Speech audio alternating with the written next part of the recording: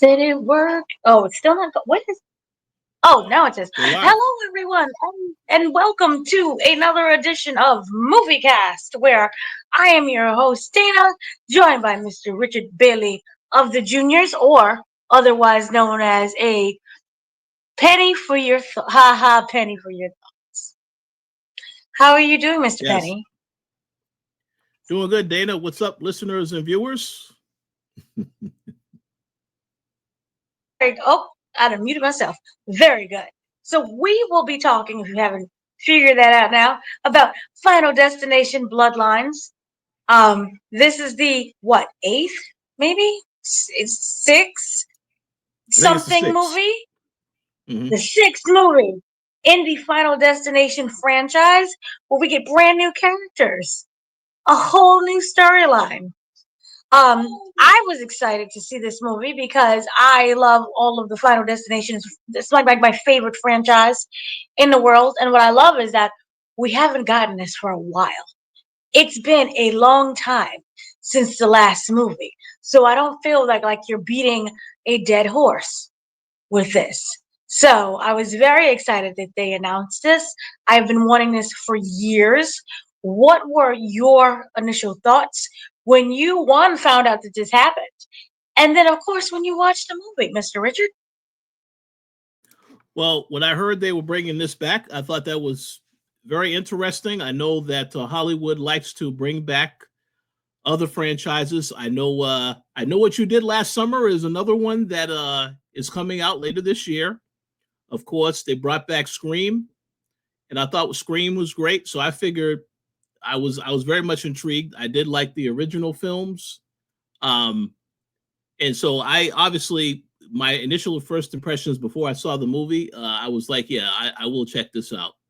Now that I saw the movie, let me start by saying, rest in peace to Tony Todd. This was a phenomenal movie, going into a lot of what happened with his backstory, which I very much appreciated. I know, unfortunately, he passed away. I believe it was in 2024. Yeah, he passed away last year. He's worked on a lot of different projects. He also was in that Spider-Man game, Spider-Man 2, that came out not too long ago.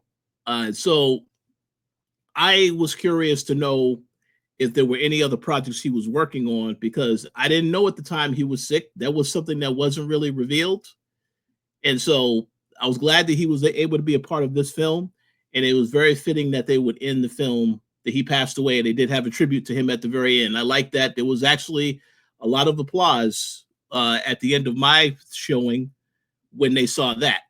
But we'll get into the movie. But I will say this is a perfect example of bringing back a franchise and doing it right. I thought the movie was absolutely phenomenal, very scary, and well, those deaths are very creative. So I have to give them credit. And muted again. I completely agree with you. Um, this was very creative. And I felt that it was the funniest of all of the movies in the franchise. And to know and to love Final Destination is to know that it is absolutely ridiculous. And I felt that they kind of leaned into its own ridiculousness. So for me, it that's what made it extra charming. But yeah, my initial thoughts when I saw this was like, this is amazing. And they applauded for Tony Todd. They applauded when he first came on screen, and then they applauded at the end when it was like in remembrance, in loving memory, Tony Todd, and they stood up. It was like, yay! It was a very loud crowd, which this is like for me, why you have to go and see this in the theater because that just group crowd reaction is just amazing. So I was lucky to have it with a group. And it was just a lot of fun. The white people was talking back to the screen. The black people were talking back. Oh, girl, no. There was that whole segment, which we get into later, about the cousin. Remember the order? But then they got the order wrong. Yep.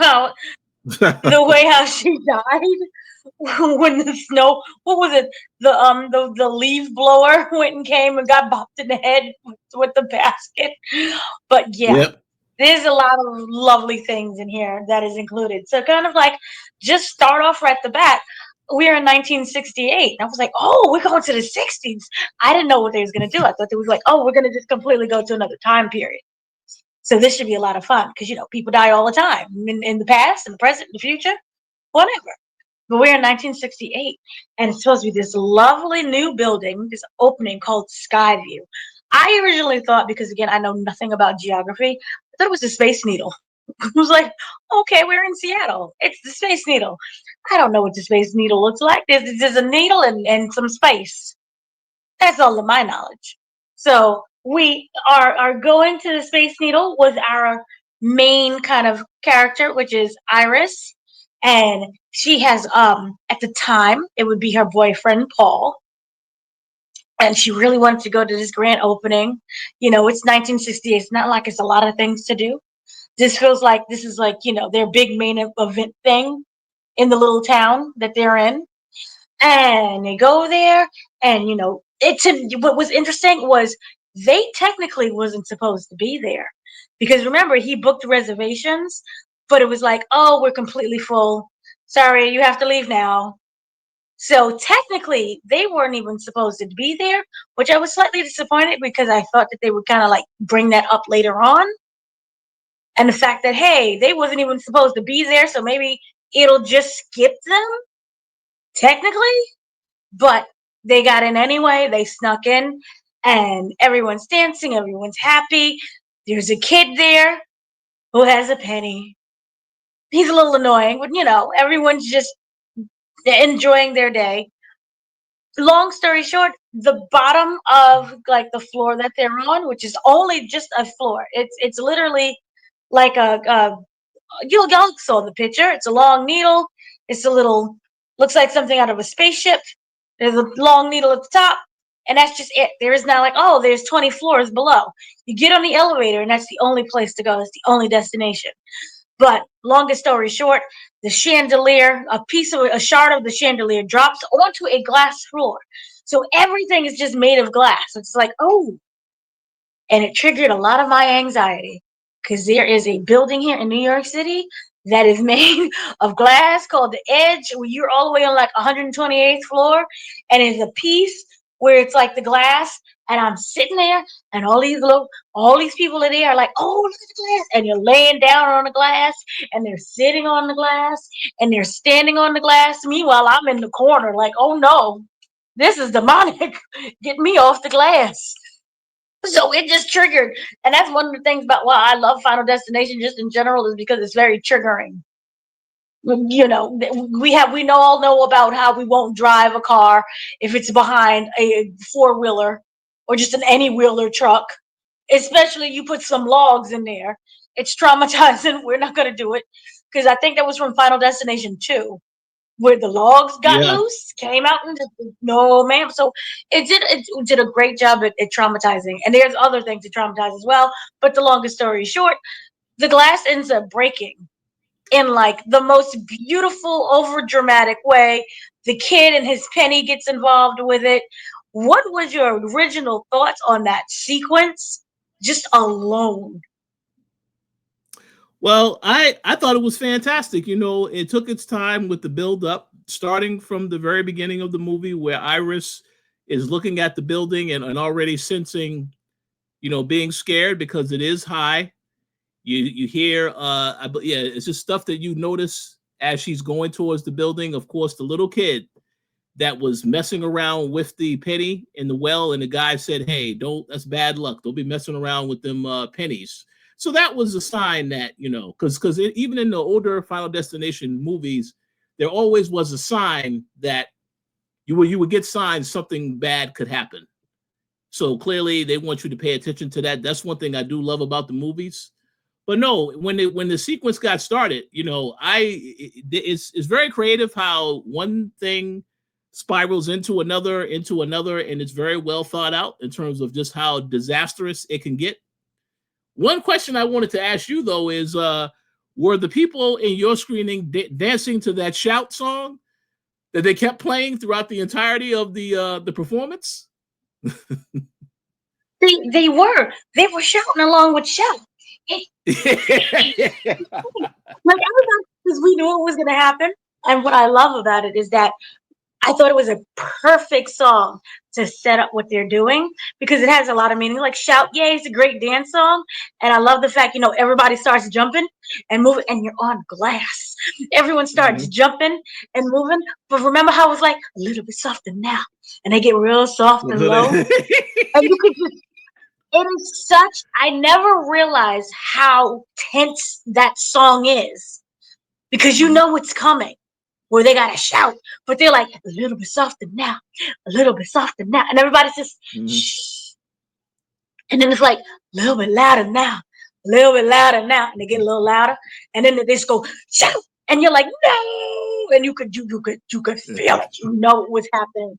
So I think the use of that song was amazing, Mhm. just in general, amazing the tension behind that and the fact of vibrations because they counted on the vibrations, the glass cracking because of the vibration. Remember the chandelier shaking, and that's how that shard dropped onto the glass floor to begin with, was because of the Mhm. shaking. Remember the bottle popped. There were so many, the use of sound and the way how they plotted and planned it all out between, it wasn't just the boy with the penny, it wasn't just the chandelier. Remember there was the plate, what would you call it, flambe that he was making, that, remember, Mhm. it would have, it caught everybody, that's how everybody got caught on fire.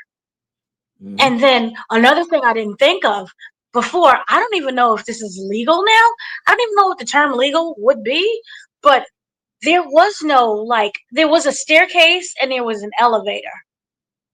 That, Yep. because remember the elevator, everybody get into the elevator. Remember how they showed like the overcapacity? It was only supposed to be like, I think 8 or 10 people in the elevator, and it was already overcapacity to begin with when they came in there. Remember, they was like, Yep. there's room for another, and you're like, and then the elevator's like, and then it starts up, and it's like a Mhm. little bit shaking. So they played so well on everything. It was just an accumulation of everything. The kid with the penny, and I'm like, oh, me thinking with the penny, he's gonna throw a penny, and someone outside in the building is gonna get hit because if you get hit by that, it could kill you. It goes right Mhm. into your head or your skull, and that's how you die because of the whole distance.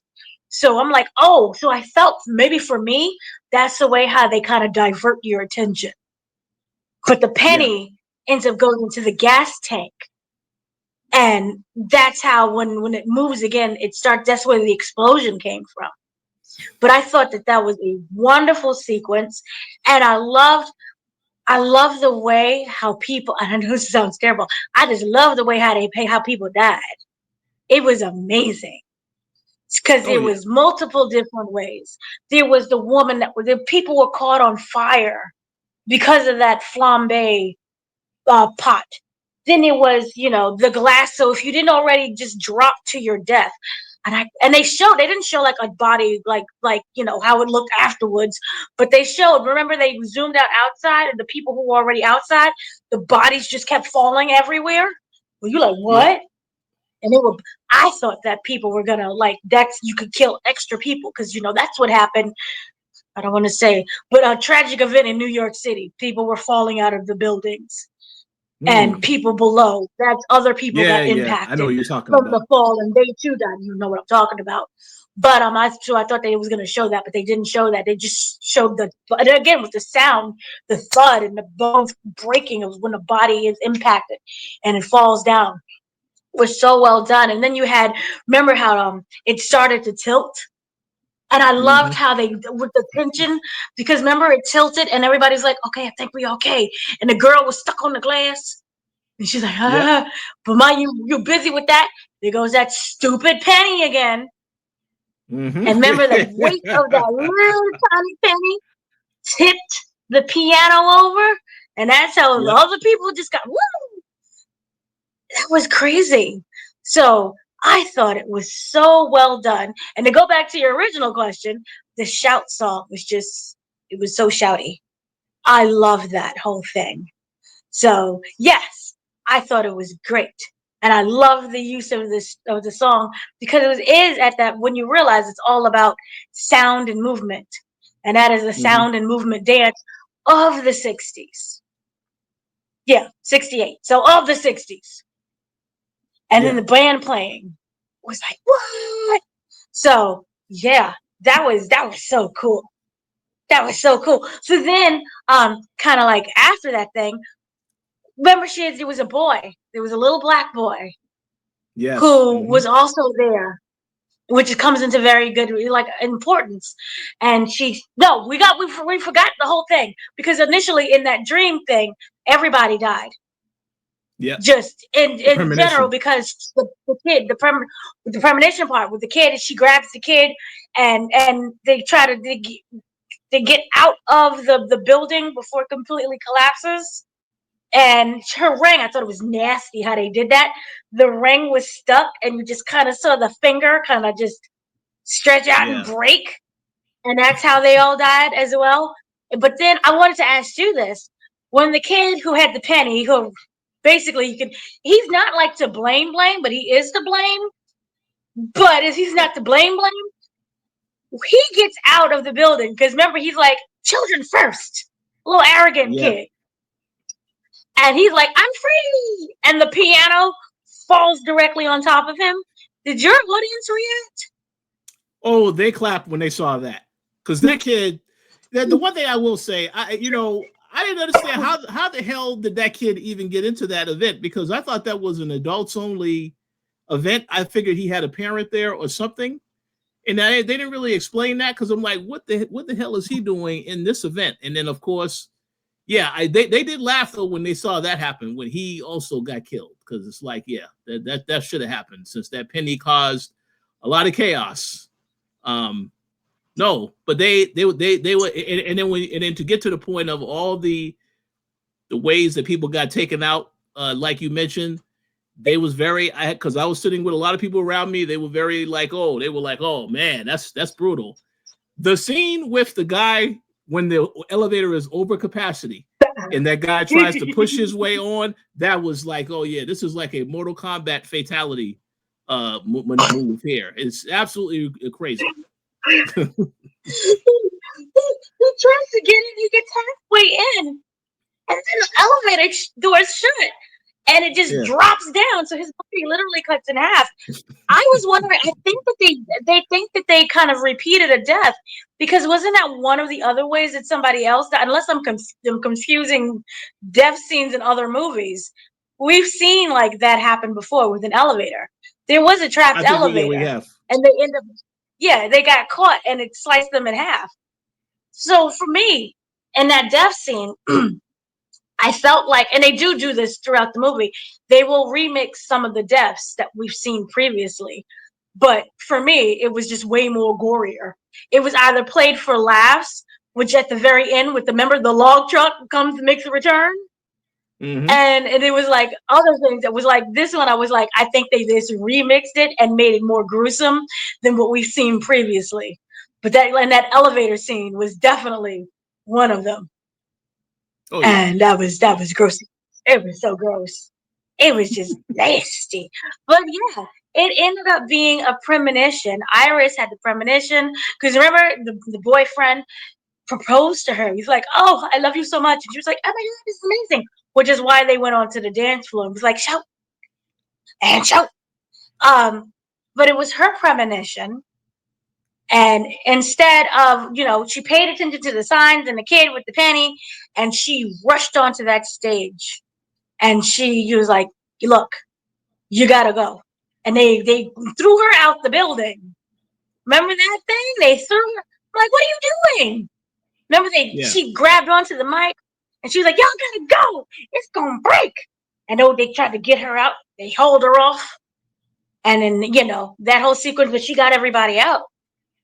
And the whole moral, the point of that whole thing is, as we've seen before, death will come to you. It will just take a while because there were a multitude of people, meaning a multitude of timelines.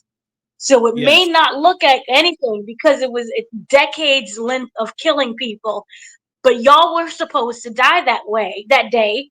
You didn't, so we're gonna kill you, just eventually. Mm-hmm. But because of that situationship, she snapped, essentially, went a little cuckoo bird, and ended up in like this fortress.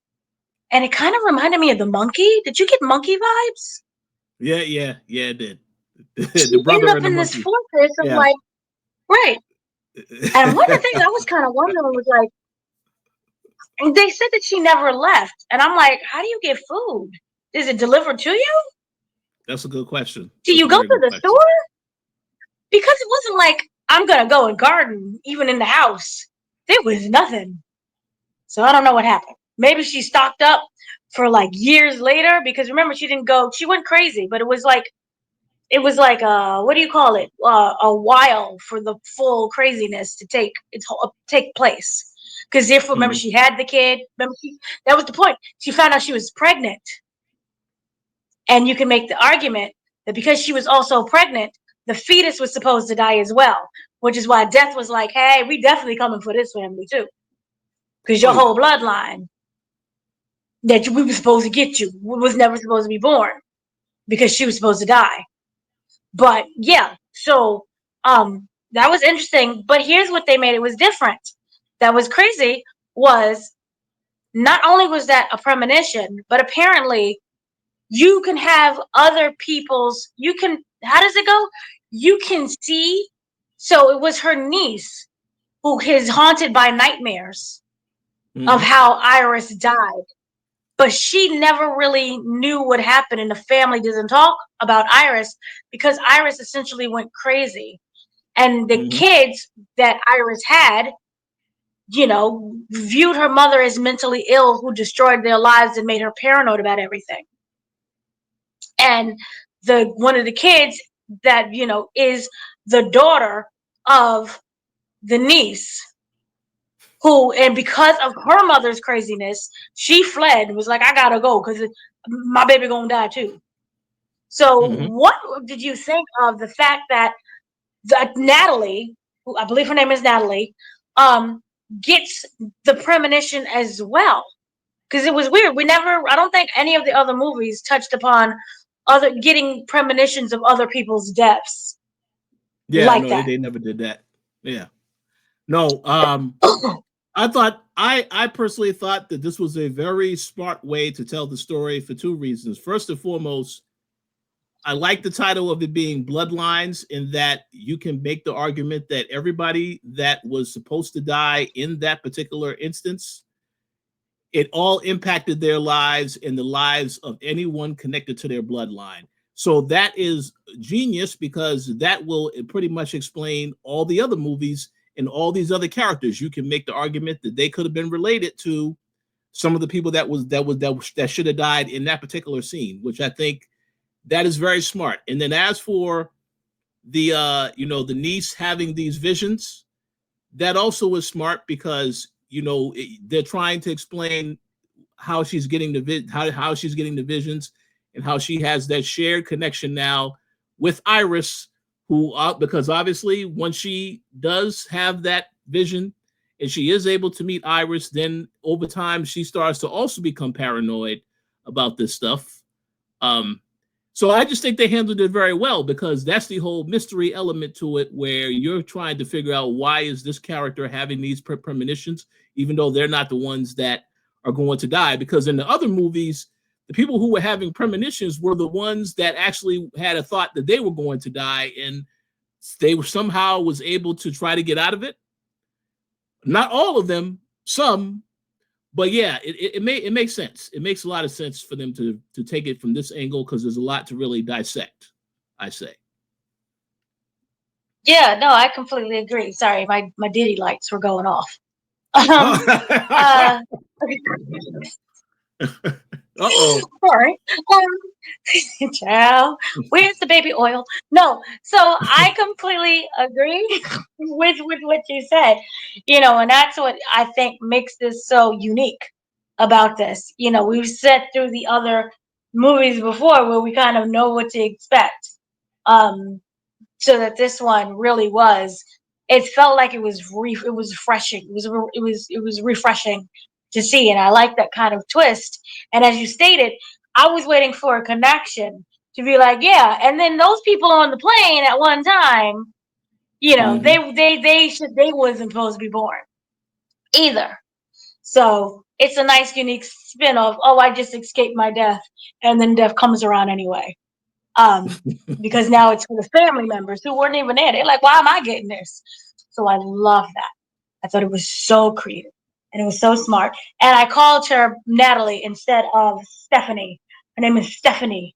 Yeah, that's what Stephanie. Yeah. So yeah, I absolutely love that because it just shows that, you know, Stephanie had that connection. She was haunted by what was going on. And then you saw like the family, like, oh, we don't talk about it. No, it's kind of serious that you do talk about it.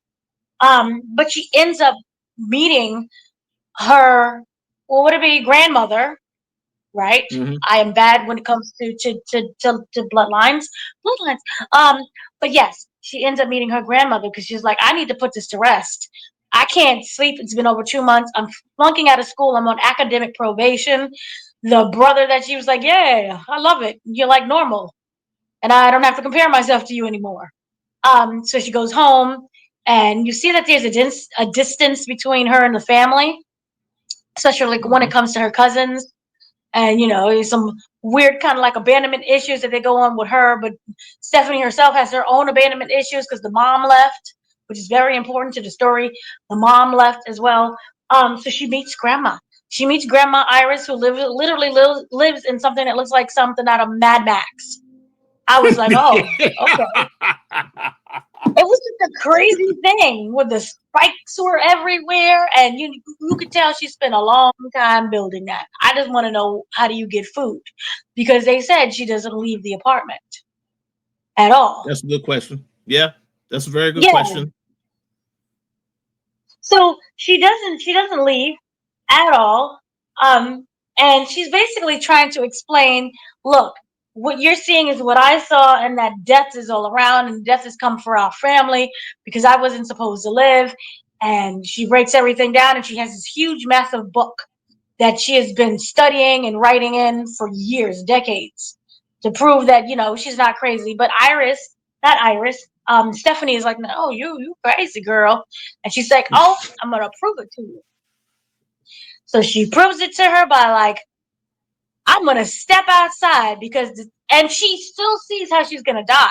She knows Mm-hmm. exactly how she's gonna die, and she's willing to sacrifice herself in order to prove to her niece, no, granddaughter, sorry, bad with bloodline, prove to her granddaughter that death is real and I'm going to die, and I'm not paranoid. And she dies very brutally, and it just cuts to a funeral, and everybody started laughing. How did you like that first death?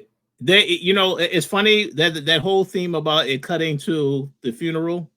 That a lot of people did laugh when that happened multiple times, but in this, with how that played out, yeah, that was crazy because again, they did acknowledge that she has cancer, so you figured Mm-hmm. she was already going to die anyway. But the fact that if she knew the minute she stepped out, and then you see the wind, all of a sudden, okay, death is here. They made it very clear, death is here right now. So for her to sacrifice herself, it made sense for that to happen. So that now Stephanie believes her. Okay, what she said is accurate.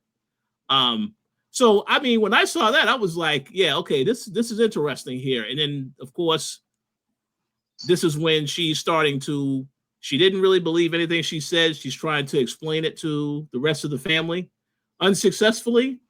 But this is how I knew. This is when I knew this was going to get really good here because now you understand that there was all these other characters they were talking about in the order in which it was going to happen. That's what made it exciting for me because I was wondering, well, how is this person going to go out? So yeah, I was very excited when I saw that because, and also curious as to know how they were going to try to get out of this situation. So, but that first Mm-hmm. death, yeah, very brutal, very gory. I would say that was a bad death, but as we continue, I'm going to get to the ones that I thought were far worse than that one. Yes, yeah. Oh yeah. I have an all-time favorite death. It was like, it took y'all years to do this. I'm so happy. But yeah. So second death. And this is before she explains everything that's happening, because she's like, nah, grandma's kind of crazy. Oh no, grandma died in front of my face. And then that, it brings back the mom, who's like, oh, I should kind of like, how are the babies? And then also, oh, death is here.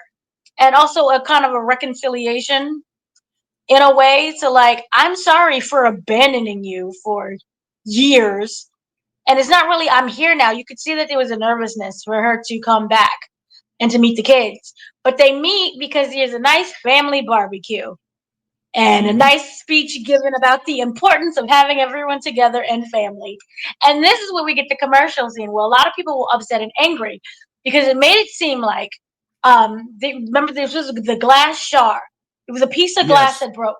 The glass ended up in the ice. Now people are like, well, a real bartender would already know how to check for that.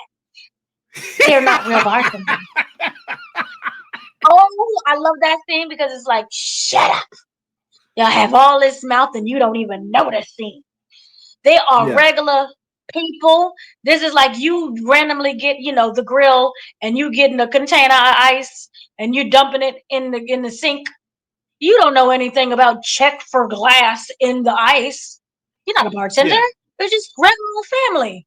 So, haha. But this is also a lovely like red herring or misdirect or whatever the word that you would use to say, because there's so many different traps within this one scene. There's the glass and there's the shard glass in the ice that we don't know whose drink it is.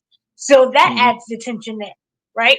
There's a rake under the trampoline that is being jumped on, not by kids. These are all grown adults. Grown adults. So they're jumping on that. The actual trampoline breaks. So you're like, oh, that's enough. That's, then the randomness thing is like, I think, how did it go? There was another thing of rakes.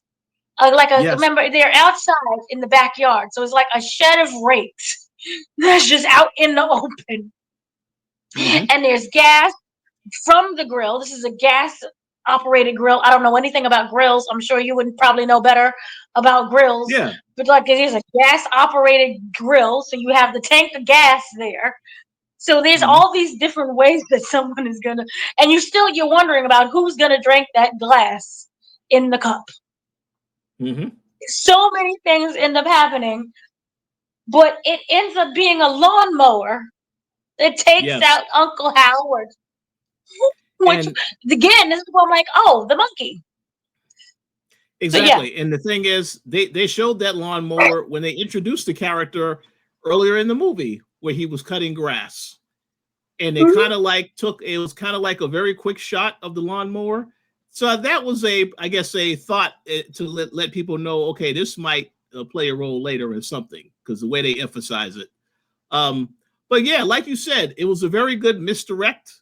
Because there was also one scene where I believe it was the father, the uncle rather, that was drinking something that he was chewing, and people at my screen had thought, oh, is he chewing on the glass? They had a scene like that with a couple of characters. That was a very good misdirect. And the thing is that how the person died, the glass played a role, but it was not in the drink. So that was that's very interesting. He stepped on the glass. Somehow the lawnmower started up and rammed through his face.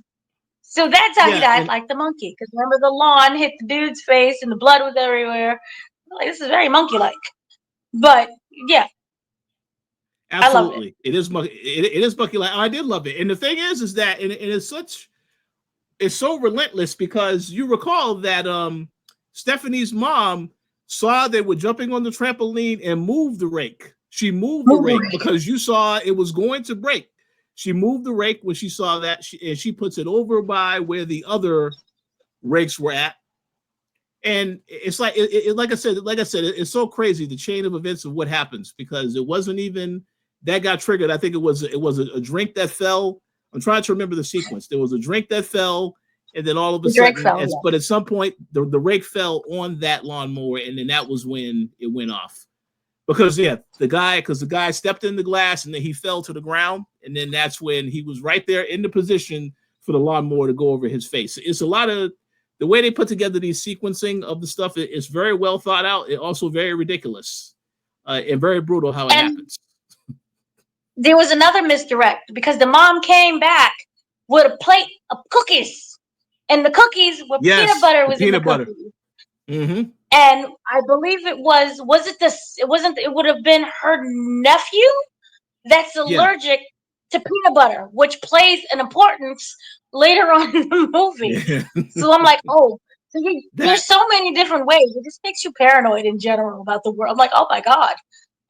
But yeah, so the cookies, you're like, oh, he's going to die from the cookies. And they're busy cursing out the mom for bringing the cookies. Meanwhile, the lawnmower they hit the gas tank with the thing and the rakes under the trampoline, and somehow, remember the cord, it turns on. I think that's how the lawnmower turns on, because there was a cord. There was a thing where the rakes fell, and I think it hit the power supply, and that's how the lawnmower turned on. It's just a weird chain of events. I would just love to know, like, the plotting and planning, because they show it and they explain it, but there's 20,000 things that's going on that just throws you off. But yeah, so that's not even the thing there. So they're like, oh, well, that's a terrible accident. That's weird. So we cut to another funeral scene, and the gag is like a funeral scene every time someone dies. But then this is when we get to Eric, which would have been the cousin. So it's Stephanie's cousin, Eric. His tattoo. He works at a tattoo parlor, and that he gets called in on the night of the funeral and to work. And he's like, oh, okay, maybe I'll just go work, and it's a distraction. And he's forced to lock up the shop. And he's like, why? I didn't agree to this. See, he wasn't supposed to be there again. He instead, they're dealing with a lot of flammable chemicals like alcohol to wipe down the furniture and the tools. And there's also a lot of flammable things there as well. His death was like, ew. Because he has a septum ring in the middle of his nose, the septum, and it's like it's a hoop. Well, not a hoop. What would you call it? A thing. Not it's a nose ring. Yeah, or near. A nose. No, it's not a nose ring. It's a septum ring. So it's easy to latch on to other things. Yes. And that was crazy in itself, because he essentially dies by how they worked out the sequence of the flammable alcohol with I think it's what did you call it? Maybe another short. It sparks a fire that way. His nose rings get caught up in the fan, with the chain wraps around, and the chain somehow hooks itself onto his septum ring. So he's trying to get it before it's all wrapped up in the fan that looks like it's falling, by the way. It's barely holding on. Meanwhile, remember, he has the different playlist of songs. So it's like sad songs to play. It sounds like something out of Lionel Richie or something. The audience did laugh. It was the sad song for his dad. The audience did laugh. That scene, they did laugh, because it's just a dramatic shift from the music he was listening to now the sad, sentimental thing, and then all of this is happening at the same time. So yeah. But the longest story short, the whole shop ends up in flames. It burns down to the ground, and you're like, oh my God, he's dead. But that is Stephanie's premonition. So she goes running to find him, but it actually never happened. And you're like, that's weird. Yeah. Yeah, no, but see, it did happen, but he escaped. It did happen. And see, this is, once again, and this is another reason why I love this movie, because when they advertised this movie, they had a teaser of this sequence. And I'm thinking to myself, okay, so the character is probably going to die. They're showing you all the stuff that's happening in that sequence, but it's a brilliant misdirect, because that's not what happened to the character. He didn't die. It was a fake out. So I love when they show you a trailer and it's the exact opposite. It doesn't give away exactly all that's happening to that character. So that was a fantastic way to fake people out, because obviously, I think when they released that teaser, that was to promote the movie and so on and so forth. It's very exciting to see that, because you're reminded of just how crazy Final Destination is. So I think that was a brilliant idea to do that, but to have that not be how he went out, that was fantastic. I got to give them credit on that. That was very smart. So yes, yeah, you're absolutely right. Yeah, It was his leather jacket that saved him. And there's a yes, reason as to why he didn't die, which made this even more funny because, as they explained it originally, death comes to you by who is the oldest, and it works its way down, and then it goes through the other branches of the family. This is when we learn, hey, Eric is actually not the next one to die. Because, hey, guess what? Mom had an affair yes. with one of the neighbors who always wanted to play catch with Eric. And therefore, Eric is technically not the oldest. Who ends up actually becoming the oldest is, was it Julia? Yeah, the Who sister. is Yep. the sister.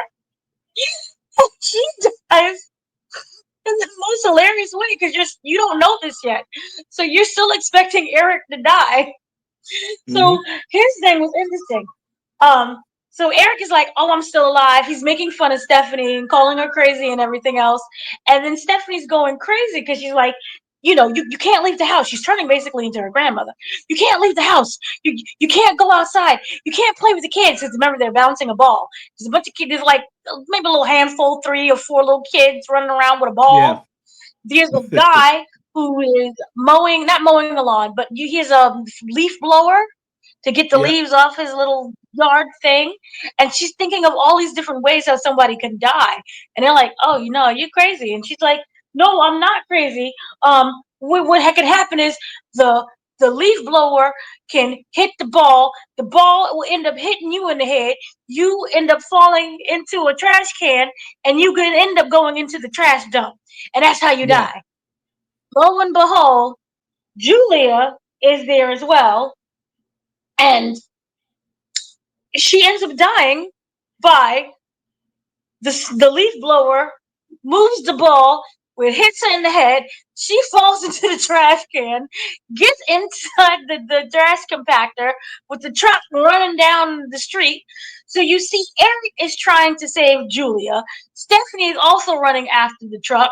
So the whole time you're like, "Oh, Eric's gonna get got," because he jumps in front of the truck to stop it, and you're like, "Oh, he's gonna get run over."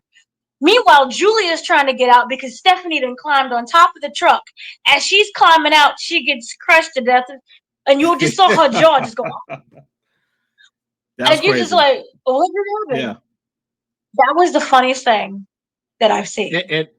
And also to add on to add to the comedy element, when they tried to get the attention of the guy who was driving the truck, he's listening to that music. The audience was laughing at that too in my theater. It was like, it's just so funny, even though it's not. It's a serious situation, but it's hilarious. How do you think of these ideas? So, yes, I think he was listening to Britney Spears or something in the car. It was something so stupid. You think it was like some heavy metal that he was listening to, like with Eric, and always some heavy metal. It was like, no, it's Lionel Richie and Britney Spears or something. It's just completely stupid and completely ridiculous and just dumb.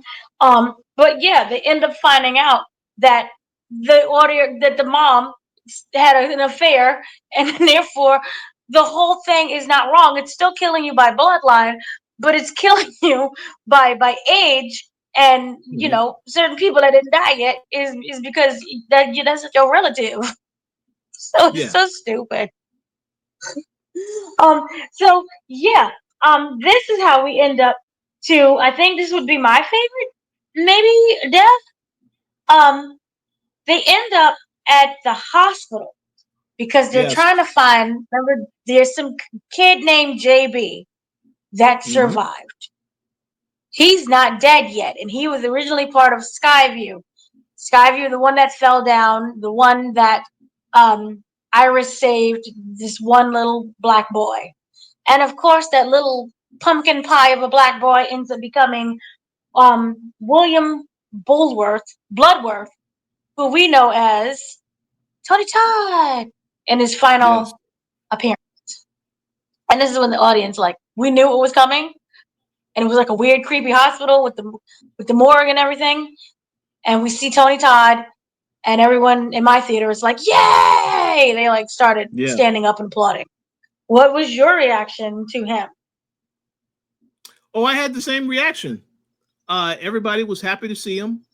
Applause. Mm-hmm. The bigger reaction, however, didn't come until at the end when they said in memory of. That's when everybody was like, yeah, they really gave it a standing. I don't want to say standing ovation, just a lot of claps for that particular point. But no, when they saw him on screen, they were excited. They were glad to see him back because we knew he was going to be a part of this, and this is his last project. So yeah, it's good to see him for sure. Mm-hmm. It was really good to see him. I really liked it, but he came and he basically presented the fact that there's only way to defeat death, and that is either kill someone and you get their life, and this ended with a big joke about babies, but you either kill someone and you would get the years that they would have lived onto you. Mm-hmm. And they're like, oh, this is when we're like next to a newborn unit, and they see this little tiny crying babies, and they're like, maybe? No, not the babies. Nope. Or you have to die and live. Basically, you are revived. Which, I don't know about you, I'm like, oh, Smile too. Remember Smile too? Oh yeah, absolutely. Oh yeah.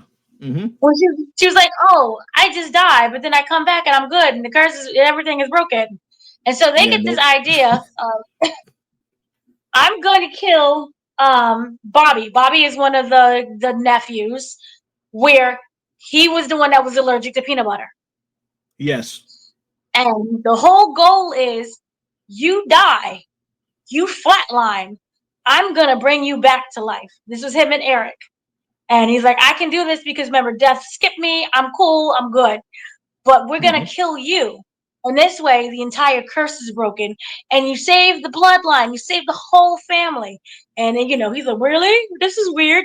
And of course, it's like, oh, you're going to die of a peanut butter. What was it? A chocolate-covered peanut butter bar of some candy of sort that they get from the vending machine. So this is when it gets really weird, and it's because of my favorite death ever, because I felt like I waited years for this. The longest story short is they go into one of the rooms. One of the rooms has an MRI machine in it. Mm-hmm. For those who don't know what an MRI machine is, blessings to you that you have never had to go into an MRI machine. But it's essentially a really huge magnet. And I grew up as a kid, I always had to go because, my heart failure and everything. I'm always in the MRI machine. And they always heard like, oh, you got to make sure you're not wearing any metal. And I'm like, why? And I loved it because one of the radiologists was like, you want to see a video?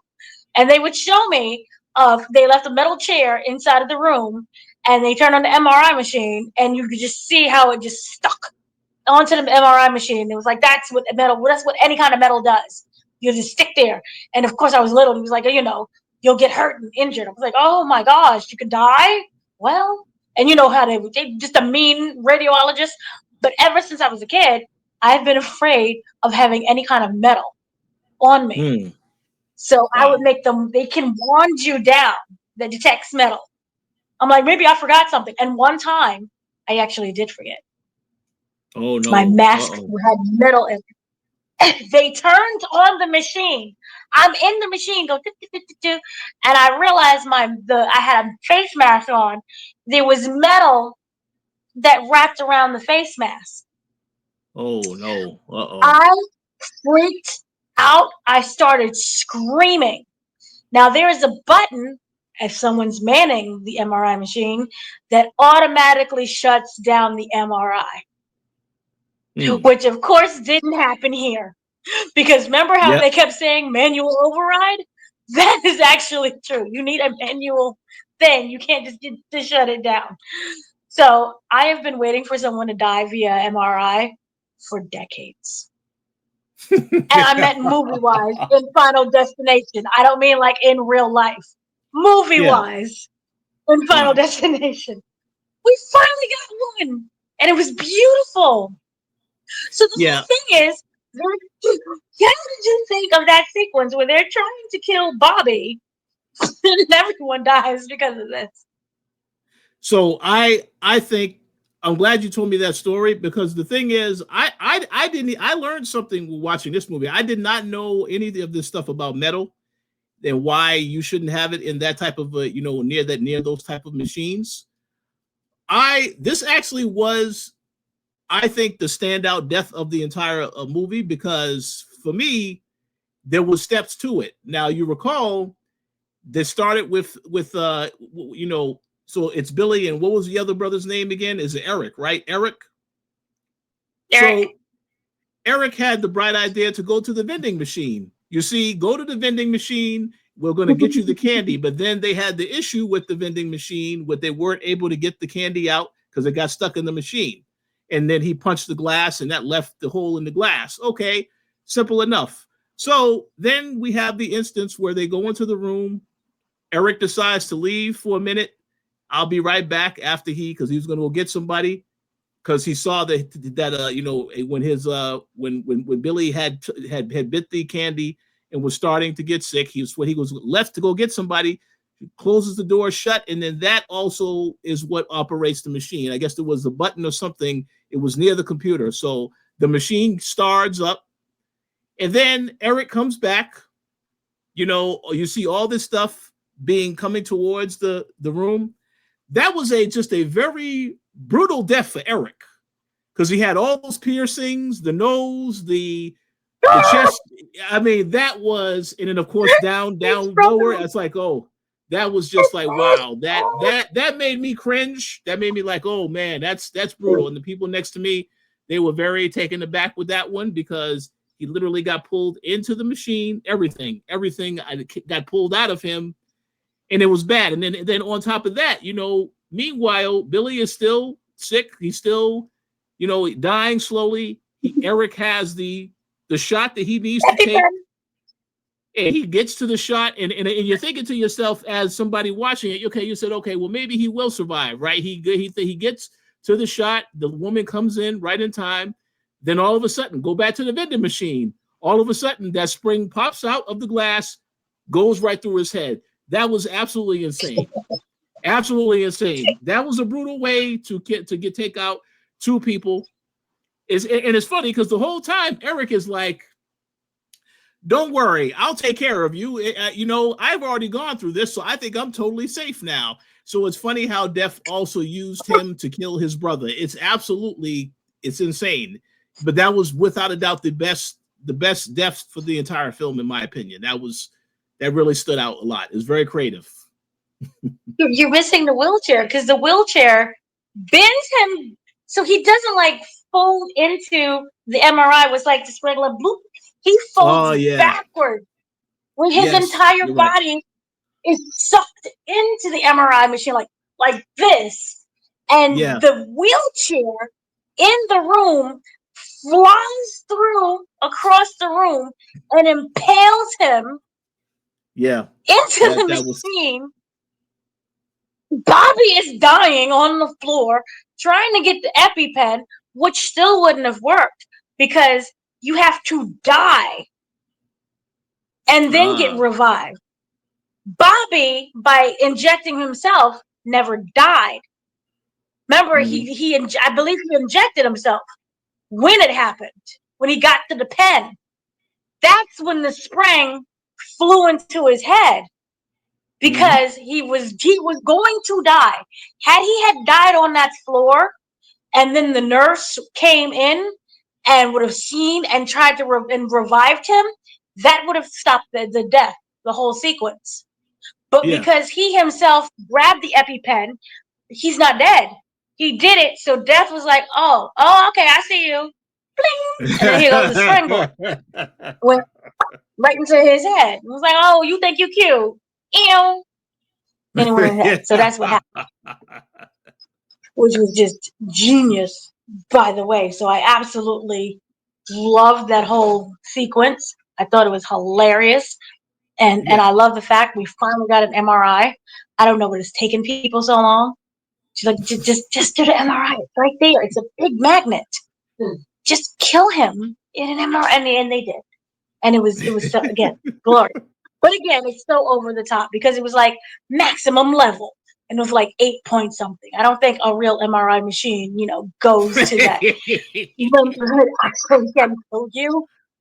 But Yeah. it does take out, like, for example, when you go and they have an MRI test, it'll tell you, like, if you have like fillings or if you have a pacemaker, an ICD, the thing that Triple H has, you can't have anything also electrical on you because it interferes with the magnet. So pacemakers, Mm. and imagine if you have like, because remember back in the day, they used to do fillings. It used to be metal fillings. So that would come out as well. Oh wow. Yeah, that's a So lot. That's it's really true that you can't have metal on you when you go inside of an MRI machine. But that death, child, that's what, just give me some. I want some awards for that. They deserve all the awards. So then yeah. basically we discover so those two die and they realize that they have to get back to grandma's. They have to get back not only into the RV, but they have to figure out a way to hide from death. And the way in order to do that is by going to Iris's fortress, which Yep. looks like something out of Mad Max. And that way it'll protect them forever, or at least if Darlene, who is the mom that escaped, that left them and abandoned them, she goes in there, that means she doesn't die yet, and therefore the rest of the bloodline lives. And death is still like, oh, okay, bet. So Yeah. And trying to get to the and I house was is going to add, crazy. and let me add one more thing. And before they get, as they are leaving, you do see the shot of there is a older woman that gets access to that penny. So that penny survived all of these years. She gets access to the penny. So that is the setup for what's to come later. And when I saw that, I said, all right, that's going to be revisited later. So, but yes, now we get to when they're trying to get back to the fortress. Mm-hmm. And the penny was the penny from the boy from the Skyview that Yes. Iris saved in the book. She's like, look, this is the culprit of death, this penny. And the penny ends up falling out of the book by everybody dying. And the old lady, as you stated, was like, oh, it's that penny. And I'm like, see a penny, pick it up. All day long you have good luck, which is ironic because it brings death.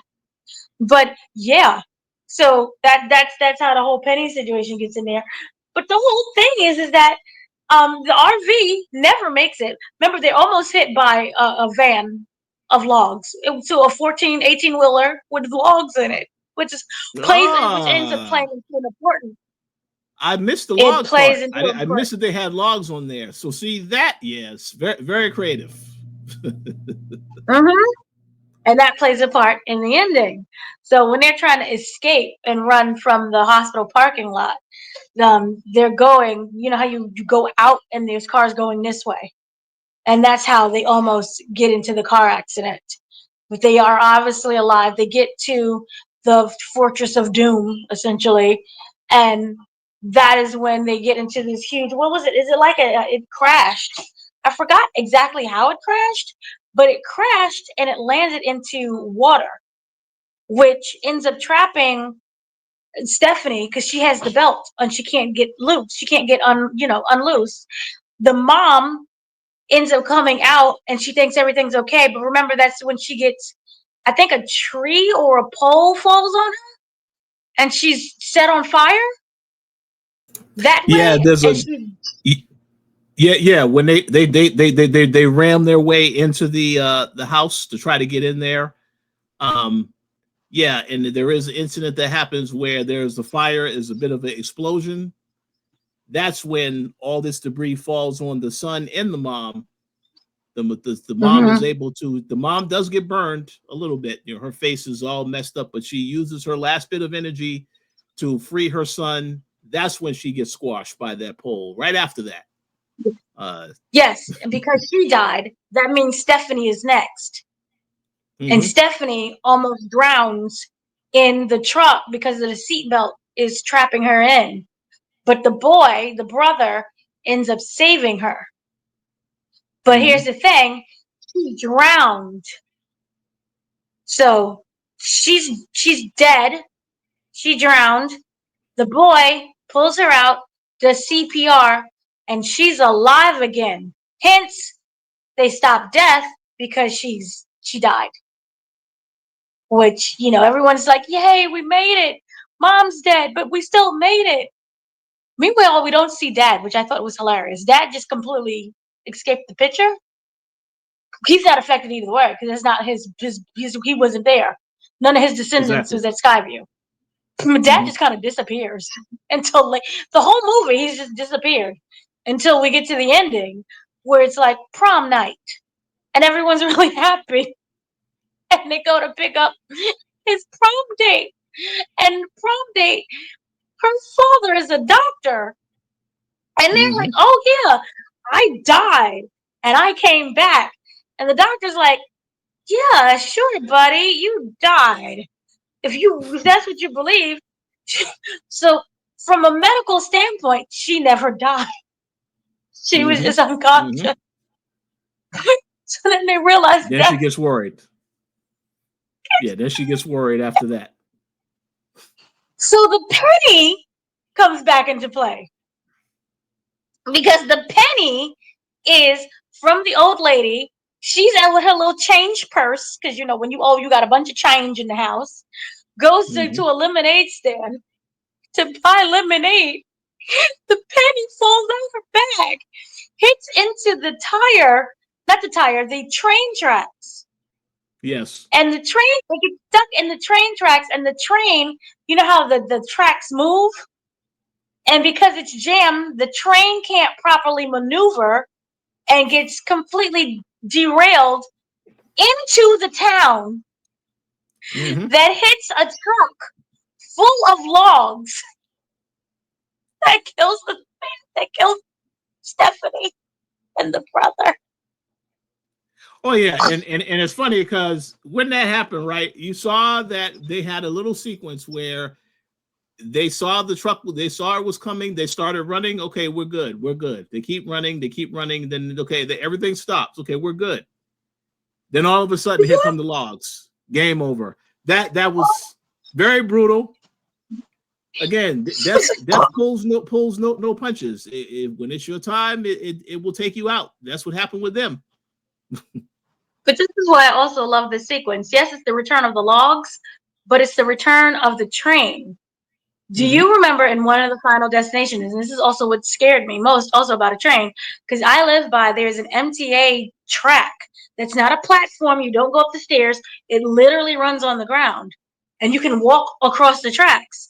I've been afraid to always go by that area because in one of the Final Destination movies, there's a piece of like metal that gets stuck onto the track.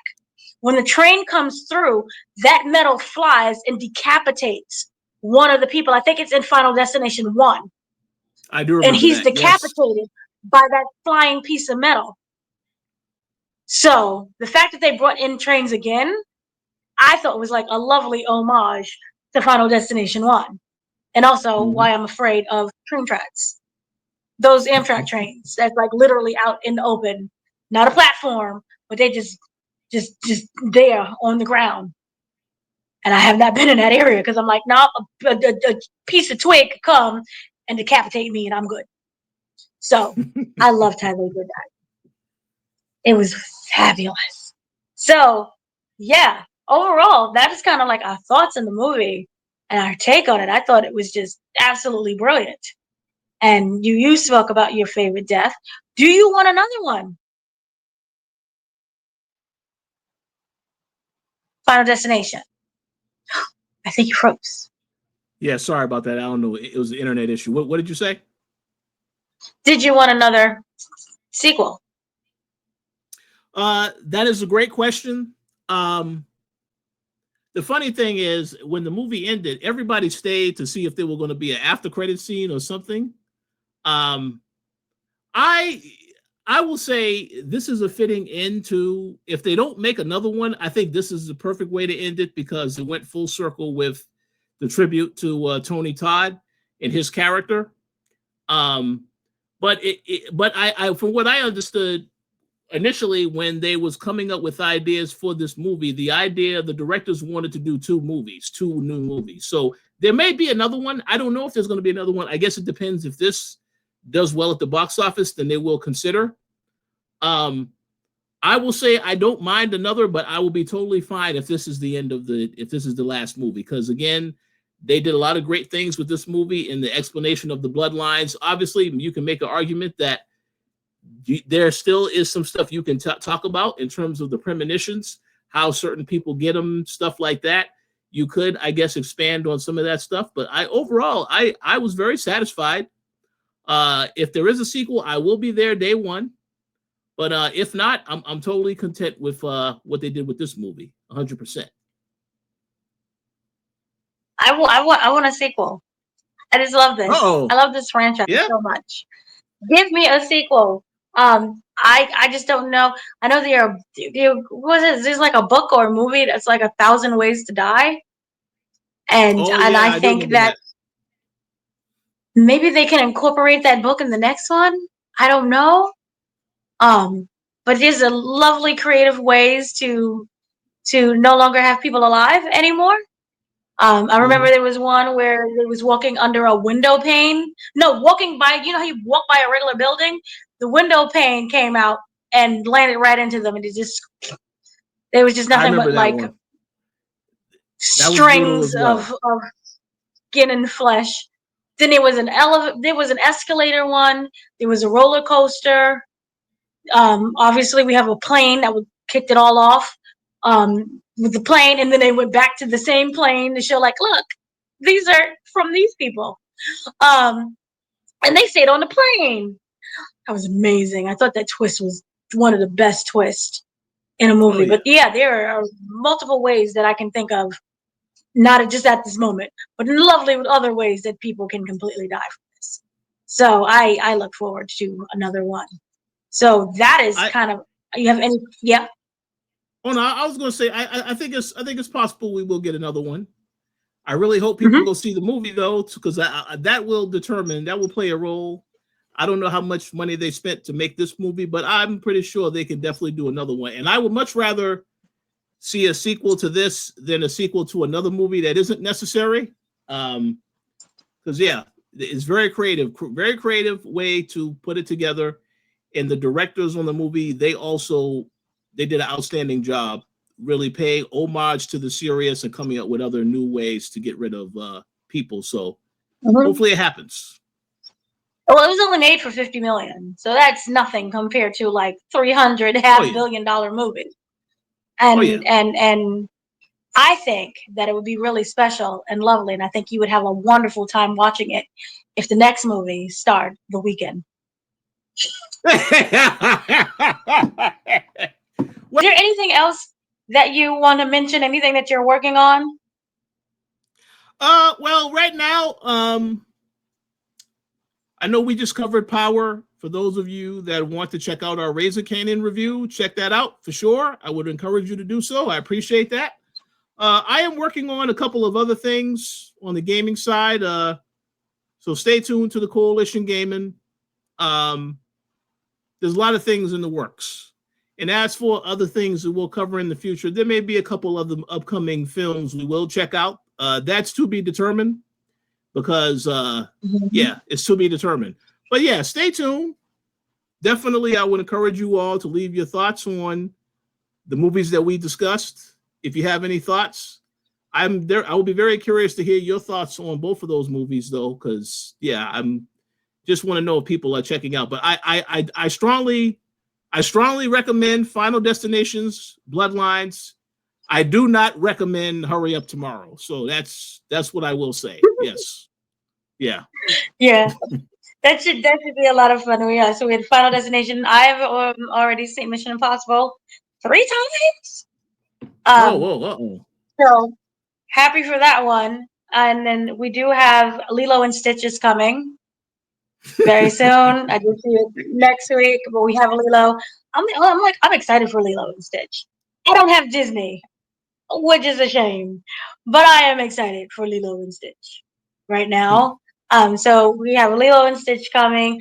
There are other. There's a movie I cannot legally at all talk about, but yeah, I saw that one as well, and we have more stuff coming down the pipeline that is in the pipeline as well. So plenty of movies and TV shows, and the Emmys are around. And I did coverage for the Raising Kanan, hopefully kind of an Emmy consideration event.